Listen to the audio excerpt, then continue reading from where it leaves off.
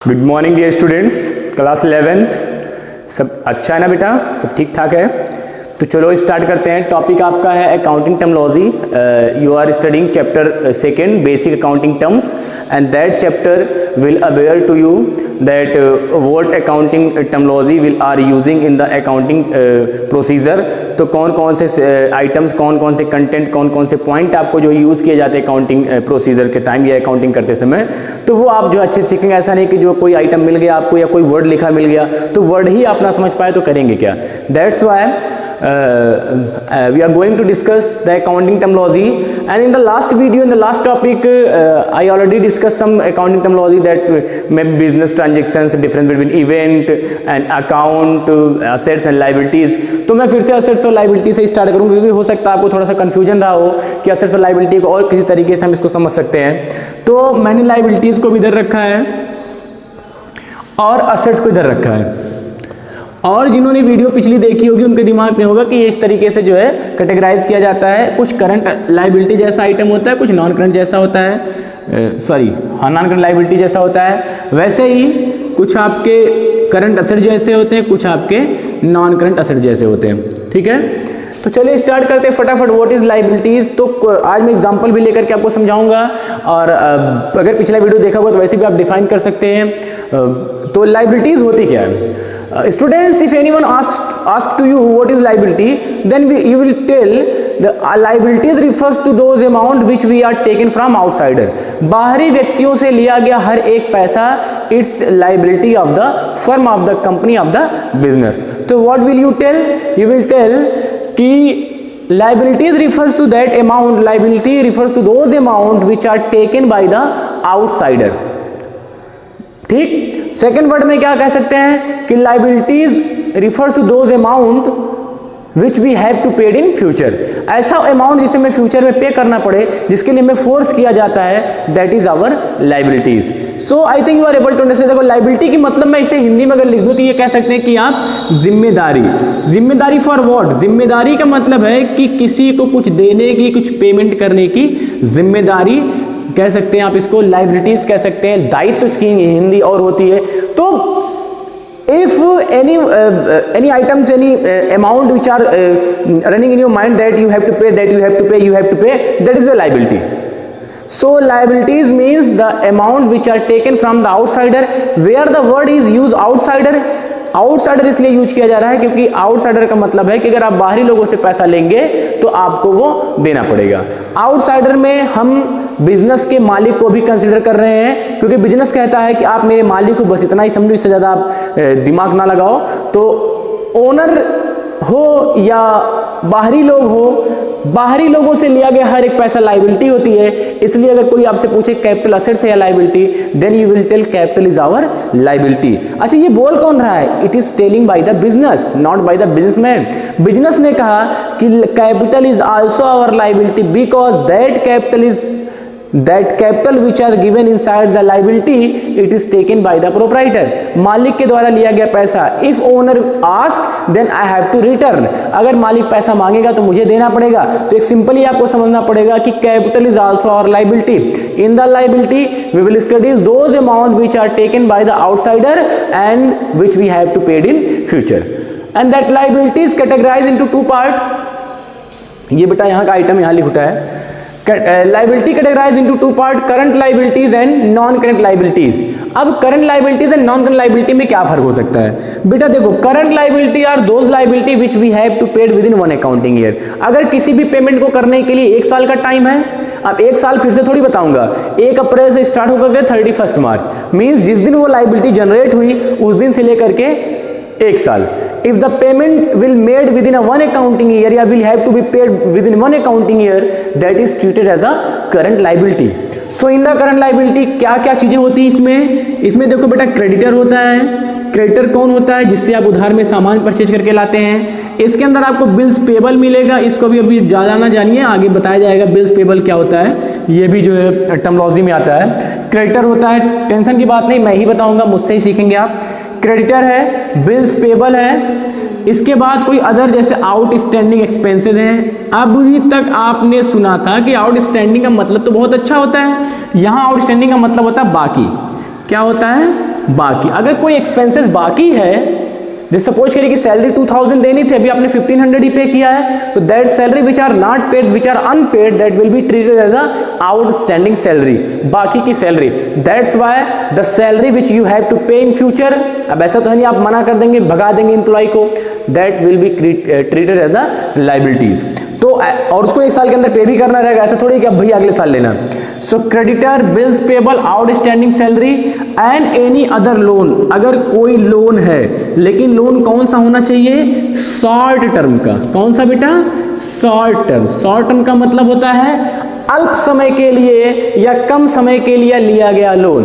Business में short term word जब use होता है तो इसका मतलब होता है that term will be within 1 accounting year, mean 1 April to 31 March, या जिस दिन लोन लिया गया उस दिन से 1 साल। तो short term loan, outstanding salary, bills payable and creditor, that will be treated as a current liability because that payment you have to pay within 1 accounting year. Non-current liabilities. Non-current liabilities are those liability for the payment of that liability we have a more than 1 year. हमारे पास जो time है वो कितने साल का है, 1 साल से ज्यादा है। टर्मिनोलॉजी अपने बुक से नोट कर लीजिएगा, मैं आपको समझा रहा हूं तो मुझे एक्स्ट्रा वर्ड यूज करना पड़ रहा है। Non-current liability are those liability for which a businessman can take more time, can take more than 1 year. तो अगर वो 1 साल से ज्यादा का समय उसके पास है, for the payment of the liability businessman have more than 1 year timing, that liability will be called non-current liability। 1 साल से ज्यादा का समय है तो non-current liability मानी जाएगी। इसमें आप आगे पढ़ेंगे कंपनी वगैरह के केस में तो डिबेंचर है, एक्साइटेड ना होइए, बताया जाएगा डिबेंचर क्या होता है। बैंक लोन अगर लिखा है बेटा, अगर खाली बैंक लोन लिखा रहता तो हम ये समझ करके चलते हैं कि बैंक लोन जो लिया गया वो किसी पर्पज के लिए लिया गया होगा, और बैंक लोन जो पर्पज के लिए लिया गया वो लंबे समय के लिए लिया गया, 1 साल से ज्यादा के लिए लिया गया है। कैपिटल भी अगर मैं यहां रख दूं तो आप कभी संकोच मत करिएगा, क्योंकि कैपिटल भी आपकी नॉन करंट लाइबिलिटी है। सबसे लास्ट में तो पेमेंट, अगर कोई बात आती है तो सबसे लास्ट में पेमेंट किसका होगा, मालिक का, कैपिटल का। देखो भैया, एक सिक्के के 2 पहलू हैं, अगर आप बिजनेस को अलग समझिए, मालिक को अलग समझिए, बात वही है, लेकिन आपको समझना तो दोनों को एक ही है। कितना भी चिल्ला के कहें दोनों लोग अलग हैं, बट समझना है ये कि कैपिटल भी जो है लाइबिलिटी है। अगर कोई लाइबिलिटी अगर और आपको बताता है, जैसे लॉन्ग टर्म लाइबिलिटी कोई आ गई, लॉन्ग टर्म लाइबिलिटी, वो भी आपका क्या माना जाएगा, नॉन करंट लाइबिलिटी। आपके रिश्तेदार कोई जीजा है, फुफ्फा है, मामा है, किसी से आपने जो है पैसे उधार में ले लिए और बोला 1 साल के बाद दूंगा, मतलब 2 साल, 3 साल, 5 साल, 10 साल के बाद दूंगा, मीन्स दैट लाइबिलिटी जो आपके पास वो लाइबिलिटी आई जिससे भी आपने लोन लिया, that may be that can be your relative, but for the payment of that liability you have a more than 1 year। आपके पास 1 साल से ज्यादा का टाइम है, that's why that liability is also treated as a non-current liability। I think you are able to understand what is current liability and what is non-current liability। And today next है आपका जो है assets। assets क्या होता है? Actually students, assets जो होता है वो आपके रिसोर्सेज होते हैं, आपके संसाधन होते हैं, आपका प्रॉपर्टी होता है जिसको आप बिजनेस में खूब मेहनत से यूज करते हैं। बिना assets के कोई भी प्रॉफिट आप जनरेट नहीं कर सकते हो। assets का मतलब क्या हो सकता है? वैसे अगर मैं आपको ऐसे ही गिना दूं तो assets में आपका कैश आएगा, cash, bank, stock, debtor, land, building, machinery, furniture, goodwill, copyright, patent, बहुत सारे आइटम आते हैं जो आपको आगे कंटिन्यू पढ़ना है। तो सुनते रहिए और भरोसा रखिए, कोई टेंशन की बात नहीं है। सर है तो किस बात की tension? Assets, current assets, non current assets. Assets के बारे में पहले डिस्कस कर लेता हूं। कुछ प्रॉपर्टी जैसा क्या है बेटा, आप प्रॉपर्टी कह सकते हो इसको, कोई दिक्कत की बात नहीं, कोई नहीं बोलेगा। प्रॉपर्टी या अपनी आप इसको संपत्ति कह सकते हो कि हमारे पास कितने की संपत्ति है, या इसको आप अपना रिसोर्सेज संसाधन भी कह सकते हो। असेट्स, असेट्स और assets. What is assets? Assets are the valuable resources, the assets which cannot be the item which cannot be measured in terms of money, that cannot be your assets। अगर कोई भी ऐसा asset जो आपके यहाँ बहुत बड़ा दिखाई दे रहा है, इतना बड़ा कि आप बहुत बड़ा दिखाई दे रहा है, पर अगर उसकी monetary value नहीं है, that cannot be treated as a assets, because I already told you in the business we record only the transaction, only the event, only the item which have some monetary value, some financial value, अगर उसकी कोई monetary value होती then it will be record, otherwise it will not be recorded. So assets are the valuable resources, जिसकी कोई कीमत होती है। Assets are the valuable resources which we use in our business, which we are using in our business for making profit, for taking profit, for earning profit, for generating profit, what you want you can say. तो asset जो होता है वो valuable resources होता है, ऐसे संसाधन होते हैं जिनको बिजनेस अपने प्रॉपर्टी में, अपने बिजनेस में यूज करके क्या जनरेट करता है, प्रॉफिट जनरेट करता है। एग्जाम्पल के तौर पे अगर मैं बोलूं तो बेटा कैश आपका असेट्स है, कैश जानते होंगे, कैश बैंक में रखा गया आपका पैसा, आपका स्टॉक, आपके डेटर। यहाँ बेटा जैसे क्रेडिटर वर्ड यूज होता है, ये देखो जैसे क्रेडिटर वर्ड यूज होता है तो क्रेडिटर का मतलब जिससे आप सामान उधार में खरीद करके लाए हो, और डेटर का मतलब जिसको आपने उधार में सामान बेचा है। उधार में परचेज करके लाए हो तो पेमेंट करना है तो लायबिलिटी, उधार में बेचा है पेमेंट लेना है तो assets. Cash, bank, stock, debtor, BP bills payable, ये बिल्स पेबल जो है, sorry BR bills receivable, don't worry tension नहीं लेना है। यहाँ जैसे बिल्स पेबल है उसी का भाई वो जो है, भाई या बहन समझ लो, उसका ये बिल्स रिसीवेबल है, वो मैं आपको समझाऊंगा आगे। तो इसके बाद ये तो cash, bank, stock, debtor, bills receivable. इसके बाद आपने कल मैंने बताया था कि लैंड भी हो सकता है, बिल्डिंग भी हो सकती है, मशीनरी भी हो सकता है, फर्नीचर भी हो सकता है, गुडविल भी हो सकता है, कॉपीराइट हो सकता है, पेटेंट हो सकता है। तो डोंट वरी टेंशन नहीं लीजिए। असेट्स कुछ ऐसा होता है जिसको यूज करके हम प्रॉफिट कमाते हैं, डेफिनेशन आपको ऑलरेडी हमने बताया हुआ है। अब हम बात करेंगे करंट असेट्स और नॉन करंट असेट्स की। On the basis of timing your assets can be categorised into two part, first is current assets, second is non current assets. If I am talking about the current assets, what is current assets, then you will tell current assets are those assets which value can be converted into money within one accounting year.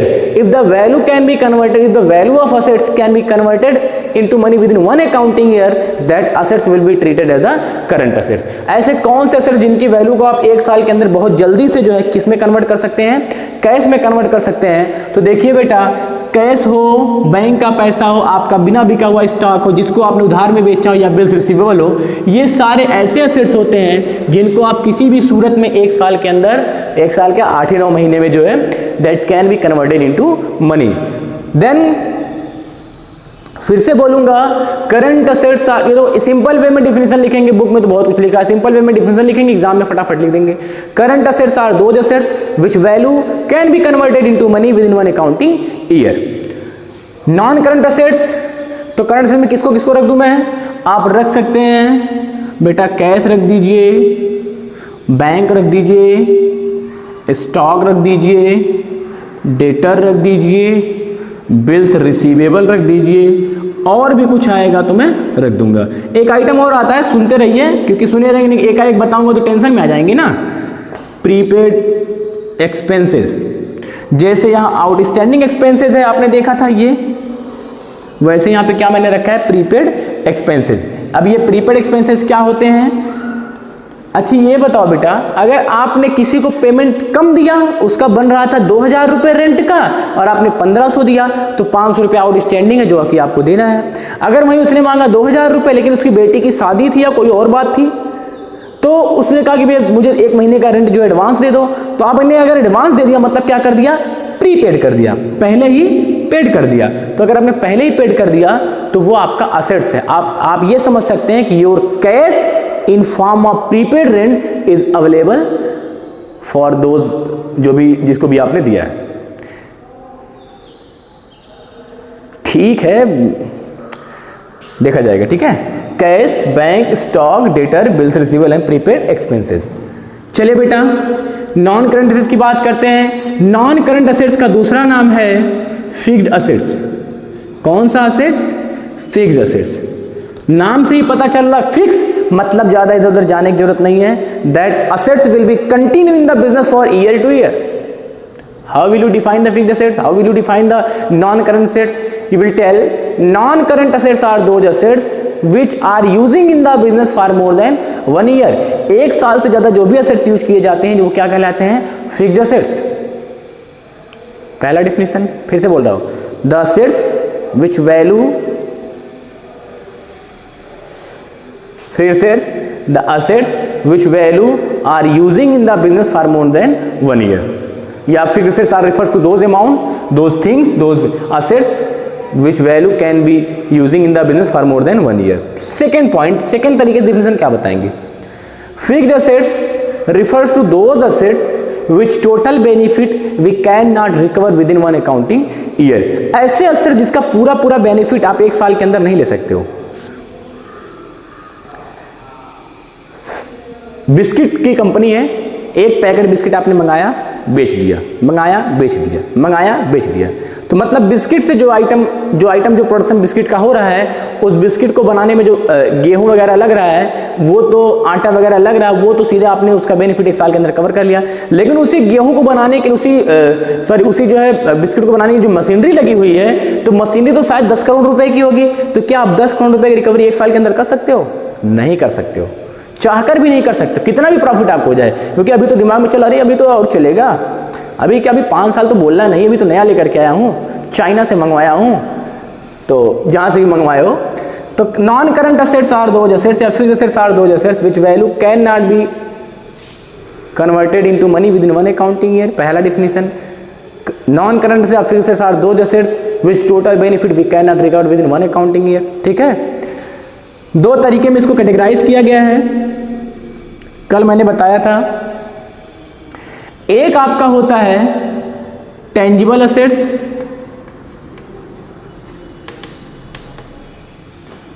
Tangible, intangible. Tangible assets, intangible assets. The assets, the fixed assets which we can touch and see, जिसको हम देख सकते हैं, छू सकते हैं, जैसे land, building, machinery, furniture. और भी assets, bench, desk, fan, visible हो, दिखे और टच कर सकते हैं. Intangible which we can not touch and see. Last video में मैंने बताया था कि गुडविल जैसा भी कुछ आइटम होता है, पेटेंट होता है, कॉपीराइट होता है.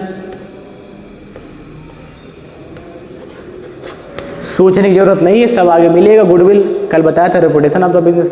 पेटेंट क्या होता है बेटा? जब आप कोई सामान बनाते हो मैन्युफैक्चरिंग के केस में, तो क्या होता है कि आप उस सामान का पेटेंट करवा लेते हैं. पेटेंट करवाने में क्या होता है कि वैसा कोई और ना बना पाए. मैं एग्जांपल लूँ, अगर आपने देखा होगा आपके मार्केट में जो है फीवर की कई दवाइयाँ आती हैं. आपने कॉलपाल देखा होगा, आपने पैरासीटामॉल देखा होगा, आपने फ्लेक्सान सुना होगा. तो जो दवाइयाँ मार्केट में आती हैं सब बुखार के लिए हैं, सब फीवर के लिए हैं, पर उनके फार्मूले अगर आप देखेंगे पीछे जो है उसके, तो फार्मूले सबके अलग है. मतलब एक तरीके का फार्मूला कोई एक दूसरा कंपनी यूज नहीं कर सकता. कंटेंट यूज कर सकता, आइटम यूज कर सकता जो बना रहे, लेकिन जो रेशियो उसका वो नहीं यूज कर सकता. तो उसको क्या करते हैं, पेटेंट करवा लेते हैं. ठीक है, तो उससे क्या होता है कि अगर पेटेंट करवाए रहेंगे तो जो भी कंपनी चल जाएगी, जिस भी कंपनी का लोगों को वो फीवर का दवा सूट करेगा, वही कंपनी आपकी ज़्यादा चलेगी, वही जो है उसी का माल ज़्यादा सप्लाई होगा. तो चीज़ें आप आगे सीखेंगे. तो I think you are able to understand what is liabilities and what is assets and what is the part of assets and liabilities. एक पॉइंट आपको यहाँ पे मैं और बताऊंगा, आपने नोट कर लिया होगा. एक पॉइंट मैं आपको और बताऊंगा यहाँ पे, और वो है फिक्टिशियस असेट्स.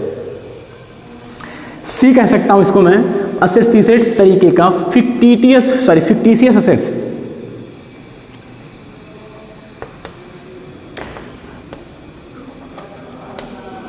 फिक्टिशियस असेट्स, ये फिक्टिशियस असेट्स होता क्या है?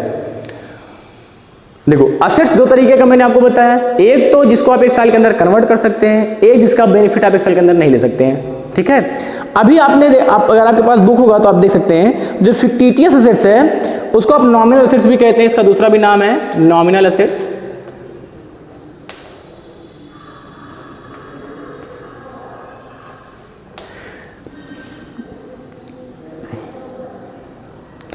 फिक्टिशियस असेट्स या नॉमिनल असेट्स.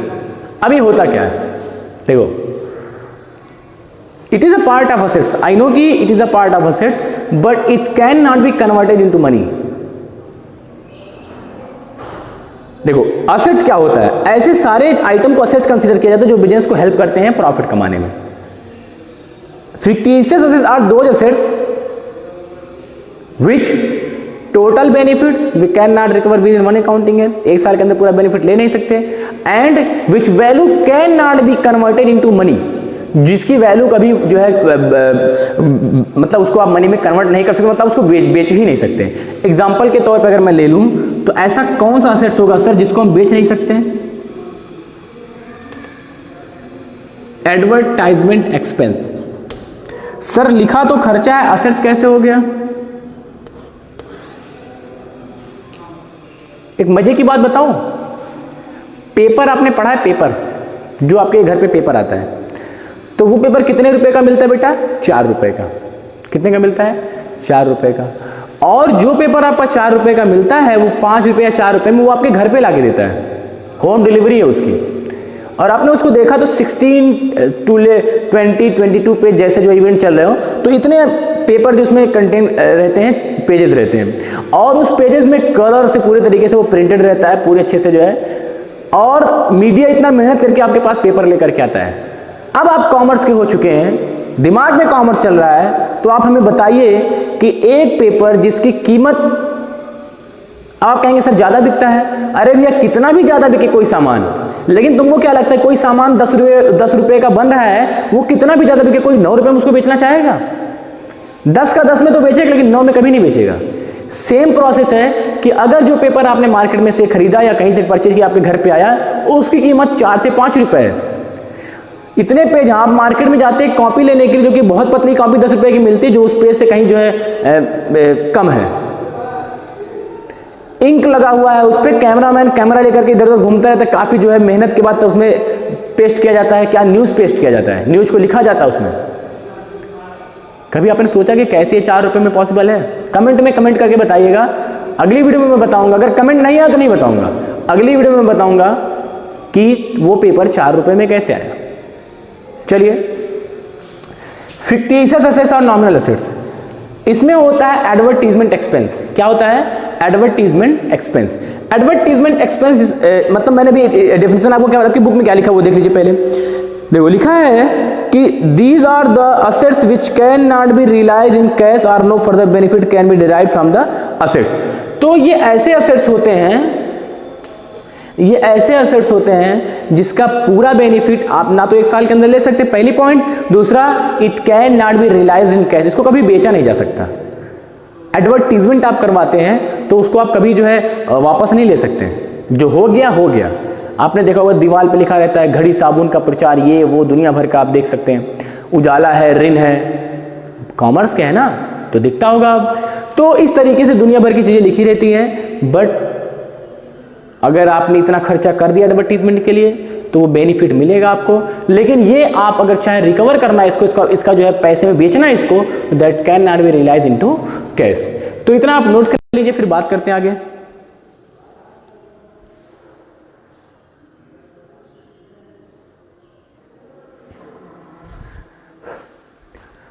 ओके स्टूडेंट्स, तो I will wait for your answer. आपके कमेंट का मैं इंतजार करूंगा कि आपने उसको जो है क्या आंसर किया, ठीक है? और नहीं तो नेक्स्ट वीडियो में मैं कंसिडर करूंगा। ऐसा नहीं है कि जो आप जो है हर काम जो है अब इतना चल रहा है तो अभी मेहनत करिए, ठीक है? Okay, thank you, thanks for watching.